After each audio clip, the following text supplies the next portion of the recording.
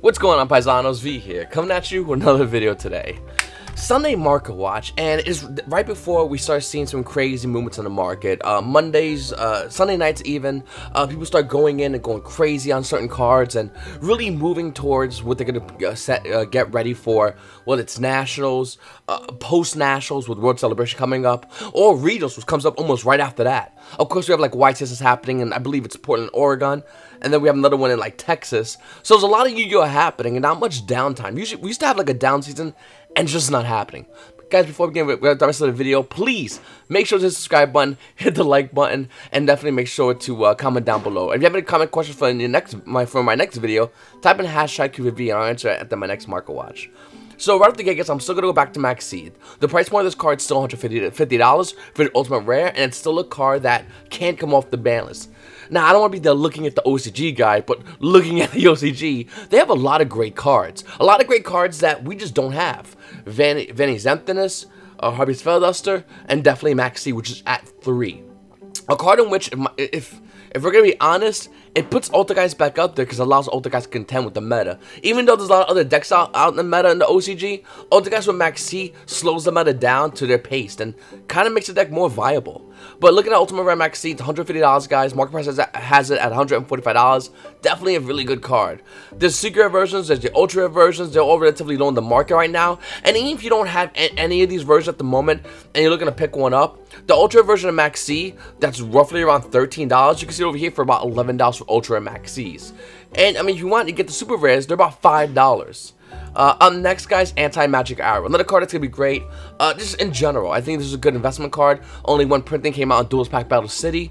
The card has about a $4 market price, and we're seeing it here actually about roughly that price point, $4 for Anti-Magic Arrow. This is a really good card, and I think it's a highly underrated card moving forward. I'm going to be doing another video, I know, right at the Nationals. I keep getting comments all over the place about deck horde videos. I'm going to be doing a bunch of deck horde videos, but it's going to be, it has to wait after Nationals. One, because I'm competing in Nationals, and two, it's a long setup to do a deck horde video. There's a lot of cards I have to look at, and a lot of things I have to talk about, and there's a lot of deck hordes in the game. And we're going to talk about whether they're good now, whether they're good in the future, or whether they can be good in the future. So that's a lot of work for a guy that just basically looks at cards and picks them off. Though I will have these videos coming up right after Nationals, so get ready for that. Also, 1-for-1. Didn't know this, but 1-for-1 Ultra Rare has a $13 market price, and it's about $13, almost near $14 for 1-for-1. Little food for thought. Ultra Rare 1-for-1. They came out other versions. They had a bunch of common versions. The second most expensive version is a super rare version, and the super rare version has an $8 market price for super rare for 1-for-1. And when you look over here, it's about $7, almost $8 for the super version of 1-for-1. Then Mass Hero Acid. So we saw a lot of hero stuff already move in the market. We saw Shroud's ulti go up in the market, which, by the way, still roughly around $57. We saw the other hero stuff move in the market. I forgot the other one, the Ultimate Rare guy's name is Darklaw. We saw him hit some really dumb numbers. And just taking a step back, looking at all the hero cards, obviously hero prices are going to maintain high value in general because it's heroes. But looking at other cards like Mass Hero Acid, which only came out in 2012 Premium Collector's Tin, 2012, 7 years ago, it has about a $10 market price. And when you look over here, you see it actually around 9. It's kind of low in the low a little bit right now. The page still bombs out with it holding at 9, but it's still a card that's came out in 2012 and it's a hero card, and it's pretty good actually. Then we have Mass Hero Dian, another Mass Hero card, once again coming out of 2012 Collector's Tin. Has a $10 market price, and we look over here, it's almost bought out. There's a lightly played version holding roughly around $11, after that it's about $13. The page quickly bombs out to it holding roughly around an $18 price point on Mass Hero Dian. These two cards are really old, and surprisingly, these have not been bought out yet. I'm just shocked. Once again, solo print listing, secret rare, collector 10 cards. Then we have Ulti MST, another card in which I always constantly talk about MST. I talked about it when everyone was on Cosmic Cyclone hype. I talked about it when everyone's still on Twin Twister, which is still a great card. Both cards are great cards. But the reason MST is so good is because it's a staple. It's going to maintain being a staple card. And Ultimate version of this card, well, that's kind of the highest version. Looking at Ultimate MST right now, the current price point is $48. Mystical Space Typhoon's market price, though, is almost $58 on the market for Mystical Space Typhoon Ultimate Rare. Definitely moving up higher in value. I wouldn't be surprised as time goes on, this card gets harder and harder and more expensive to get. So grab your playsets now. Then we have a deck core thing that I want to talk about. I know I wasn't gonna say I was gonna do deck cores, but I want to throw it out there. I want to feed you guys one of them, and that's Prank Kids. Now, some of you go, well, Prank Kids is not a good deck. Well, you're wrong. The deck's actually really good.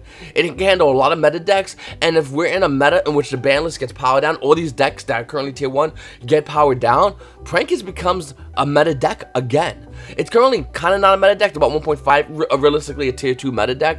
But I think Prank Kids definitely can be a deck that can easily make a lot of crazy plays. Against the Thunder matchup, it's a free win because they just go borrow load and they continue making so the monster be destroyed.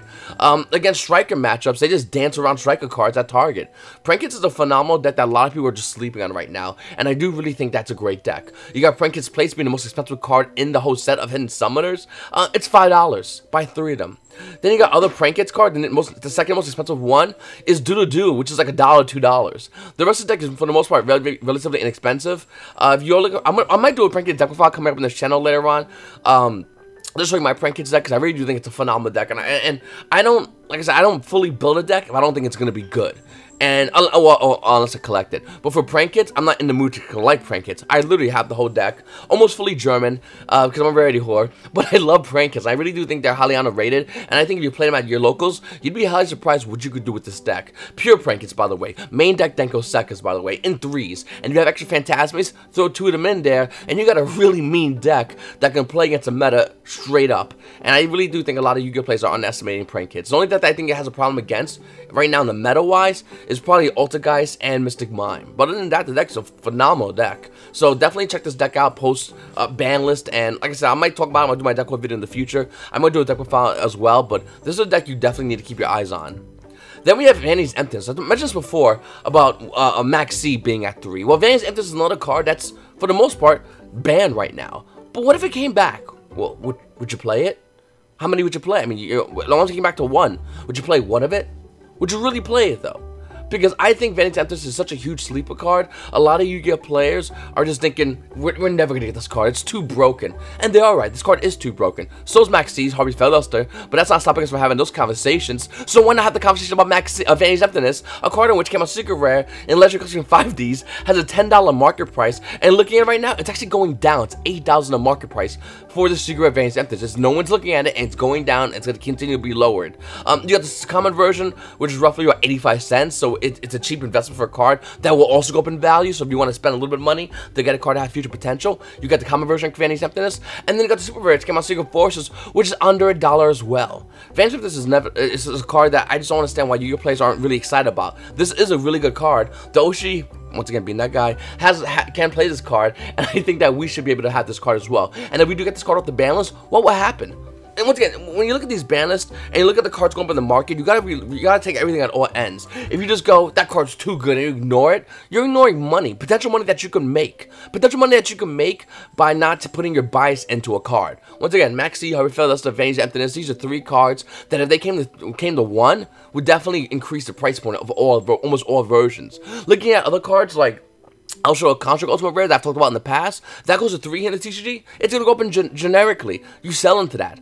Looking at other cards like Stratos, which is already going up in value, it'll go up even higher. Konami puts that to 2, if not even 3. So this is why I really emphasize talking about these cards here in the Market Watch, because these cards are cards nobody's looking at right now. Everyone's just having a personal bias, and nobody wants to realize the fact that if it was to come off the ban list, they would spike high in value. Now, I'm willing to admit that if they don't come off the ban list, they will probably maintain their value, not drop a bit. I'm totally fine with admitting that, but at the same time, that's what an investment is. You invest. You don't just sit there and go, no, not that card. Why? Because you don't have it? Come on, man. Let's be honest. Let's be honest with ourselves. Just be straight up with yourself when you're investing. The only person that loses in investments is you if you're doing your own investments. You know what I'm trying to say? I feel like we have a lot of that conversation happening right now with a lot of people going, it's not coming off. Oh, that card's still gonna stay banned, and the card gets unbanned. They're like, and then they just start selling blood to make money to buy these cards that are obscurely high price points.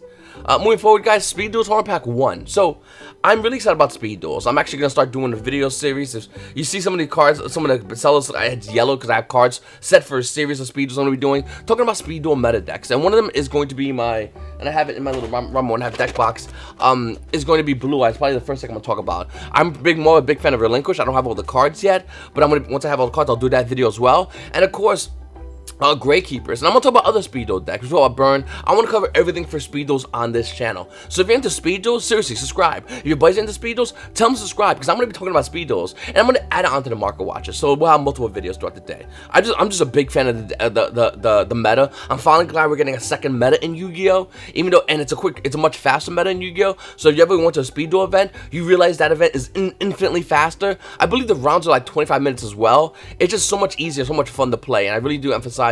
Anyone out there who's debating on playing, seriously, go play. It's dirt cheap to play. The only thing you need is 3 wins from Otakwa, and for the most part, you can build a cheap meta deck. And I have a video coming up going over the price points of what deck it is, so keep an eye on that. But looking at speed duels tournament pack cards, they're a lot of money. The speed duel tournament card, ultra rare cards like Red Eyes Black Dragon, is $75. Dark Magician, it's about 70, a little bit under, but it's $70 market price, but $70 for an ultra rare Dark Magician. Gray Keeper's Oracle, well, that's $56. And by the way, the deck runs 2 of these. Blue Eyes Red Dragon used to be $55. Wait a minute, it's tier 1. The card goes back up. You got one over here for $78. After that, it's $81. After that one's gone, it's about $90 for the ultra rare Blue Eyes Red Dragon for speed duels. And Blue Eyes Red Dragon players need 3 of these, by the way. You got Harpy Lace. This is another card that doesn't see as much play, but it's around $41 to $45 in a $50 market price. Then you have Relinquish, and this card's gorgeous. $47 market price for Relinquish in the Speedo card. And then you got great super rares like Dark Magician Girl, which is like $9, which I'm gonna tell you right now, it's probably not gonna go lower in value. It might start moving up high in the market, depending on how much Konami gives Speedos to OTS stores. And other great cards like Time Wizard, Toon Table Contest, and these are Speed Duel super rares promos that you get as regular OTS packs for Speed Duels. It's really good. Moving forward, guys, Master Hero Dark Law, the card in which if you couldn't get the Ultimate Rare Dark Law, nobody blames you. Ultra Rare Master Hero Dark Law from Duel Saga is starting to go up in value. We're seeing it here in the market be roughly around $5, and first edition versions are holding about $5 for Dark Law. So if you don't have your Ultimate Rare Dark Laws, no big deal. You get Duel Saga ones. It also came out super rare as well. And you can get that, and it's probably a little bit cheaper. Super rare is gonna run you about $1, $2. You can get a common, but if you still want to have nice rarity and not drop $100 for Dark Law, which is obviously an insanely high price point, you can still get it for about $5. And by the way, looking at Dark Law, it's $57 in the market price, and we're seeing it here at $104. It just about damn near doubled. This is a card that's going to extra deck for heroes. Strauss goes in the main deck. I don't want to keep promoting and selling you guys on heroes. I don't need to be honest with you. I know I have my cards and I'm going to make good money. I'm just trying to get you guys in on it. And if you don't want to get in on it, it's no big deal. If you think I'm wrong or I'm foolish, totally fine. Totes my goats. But yeah, that's an extra deck card. Strauss is going to be a main deck card. It's going to get pretty crazy in the market soon, especially post-Banlist. Atlantean Dragoons is still holding a $77 market price. The super rare version, though, what I'm more interested in, is still about $4 for Atlantean Dragoons. I just don't know what to tell you guys. I don't understand why this card's such a high price point, so I really don't know. But what I do know is that's pretty insanely high for a card which is not seeing much play. Yeah, we get Marine Cess out, but there's Cyberus monsters. Do they really blend well with Atlanteans? I don't know. I really don't have that information for you guys. And if you guys are looking to play that deck, you let me know. Are you playing Atlanteans in Marine Cess? Then we have Earthbound Motor Uru, Ultimate Rare. Came out such an overdrive. Market price of this card roughly around $9. It's bought out. Light You Play's about $35 for Unlimited. Nearmint is about $125. Nearmint First Edition is $150. Now, I'm a bit of a collector as well as a player, and I'll tell you right now, Earthbound Immortal Ultimate Rares are gorgeous. I actually have a place of each First Edition because I'm a big nerd for Earthbound Immortals. I just love the storyline about them. I'm not a big fan of 5Ds, but I do love Earthbound Immortals. I thought they were really cool. And yeah, it's getting me. I'm sweating over here thinking about if I should sell it or just keep it because it's a lot of money. Also, Terraforming Ultimate Rare came out on OTS Tournament Pack 5. Has a $45 market price, but it's bought out. It's actually, there's only one left here. That one seller has 3 of them, and they're $75 for Ultimate Rare Terraformings. Whew. Why did this happen? I don't know. That's crazy though. That's insane to see Terraforming Ultimate Rare go up so high in value, especially since this is another card that's head. It could be on the chopping block to go to limited. It's a phenomenal field spell card that, well, that thins your deck out for field spells. I don't know. I'm just when I saw this price point, I question life. Then we have Toronto Infinity. Came out on Dark Relations Volume 4. It's a rare $68 market price, and we're seeing lightly played Unlimited be about $8. There's no first editions actually, but it's $38.9 for a rare of Tyranno Infinity. So look through your quarter box because there's a $39 card in your quarter box. Seriously, Tyranno Affinity, Dark Relations 4. They came out in other versions, as you can see over here, but none of them really matter except Dark Relations 4, which is a rare, which is a quarter box, which is $38. Comment question of the day goes from, I just saw it. Okay, Folkeings, Paisano Folking says, hey, what's up, V? Can you do a market watch about marine test relevant stuff, and also tell me if I should get rid of my one Brotar or sell it now?